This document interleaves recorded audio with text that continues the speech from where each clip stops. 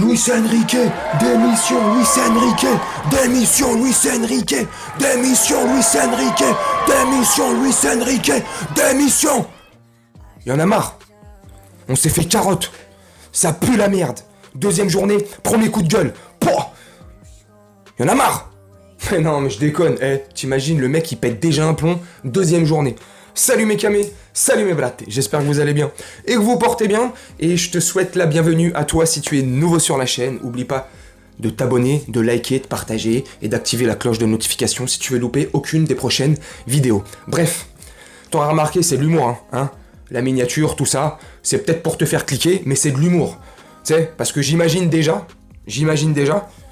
pendant la fin du match, que j'en suis sûr, t'as des mecs qui sont déjà en mode putain, ça fait carotte, ça va jouer comme l'Espagne, tiki-taka, on va jouer comme des flûtes, et patati, et patata, possession de balle, 1600 passes, 92% de possession de balle, pas un but. Waouh. Tu vois, j'en suis sûr. Faut tranquille. On va pas se précipiter, on va laisser le temps à Luis Enrique, tranquillement. Mais c'est...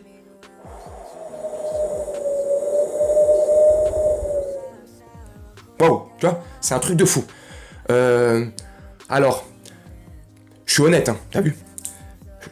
Sans Mbappé et Dembélé, tu vois, sans bip bip et la flèche TGV là, c'est niveau Europa League.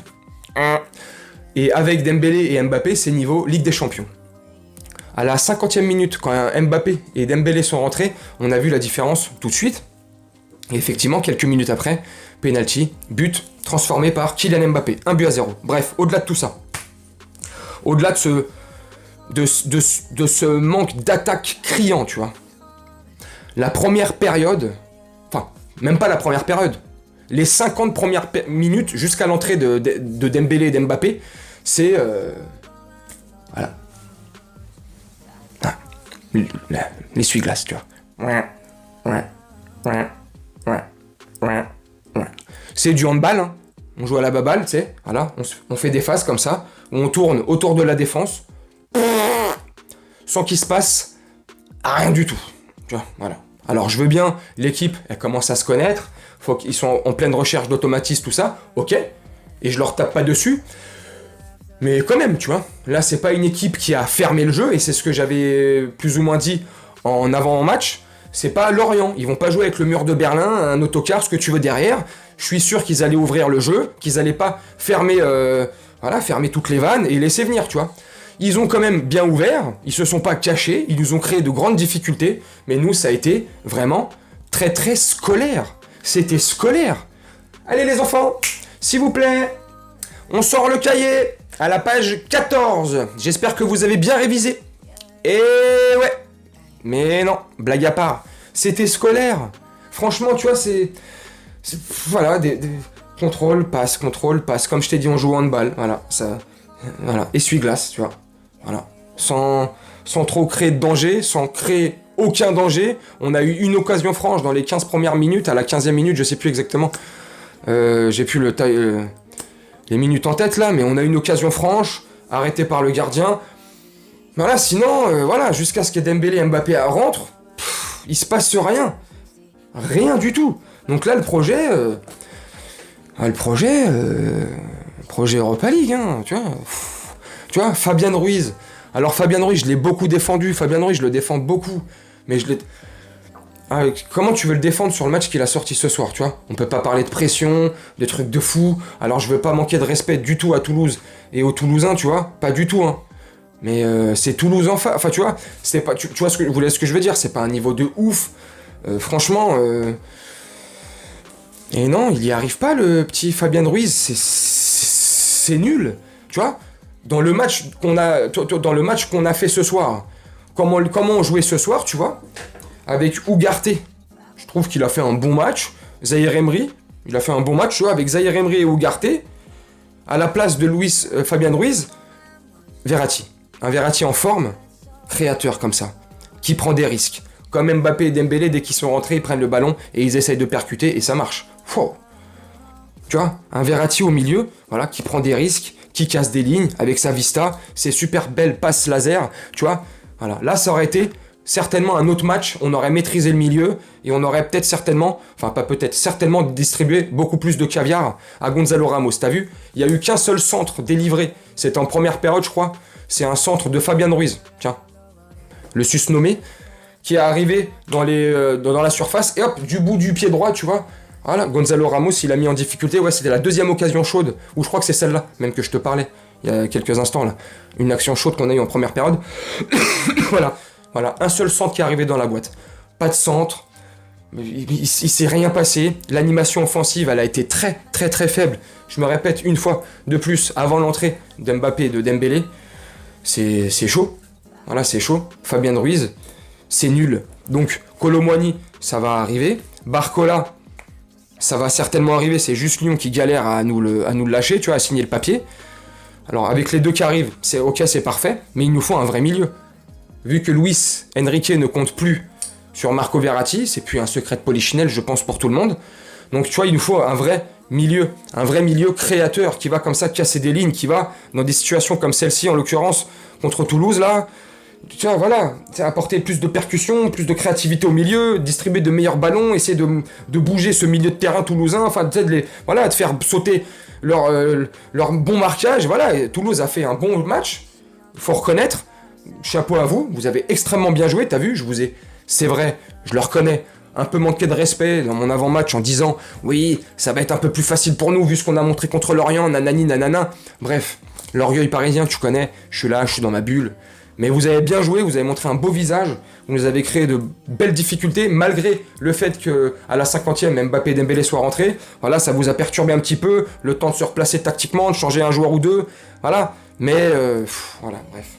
Maintenant, on va parler du positif. Le positif, c'est que si Dembélé, bon, lui, il va rester, s'il ne se blesse pas, oh, purée de... Tu potes,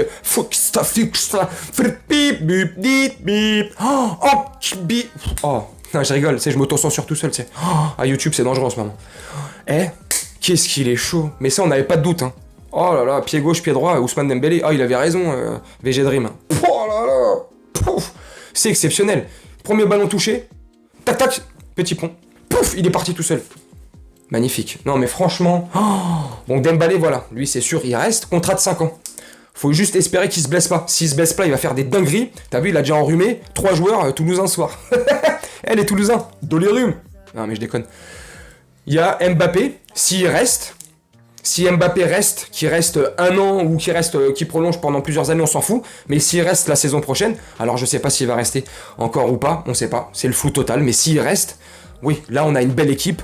Avec Kolo Muani qui va arriver, certainement Barcola, et un autre milieu qui devrait arriver. Maintenant, je sais, c'est peut-être Sangaré, je sais pas, tu vois, ou un autre, mais il faudrait. Un Sangaré, ça pourrait faire du bien, tu vois. Et là, on aurait une équipe super bien. Et là, on aurait, voilà, là, c'est projet Ligue des Champions, tu vois.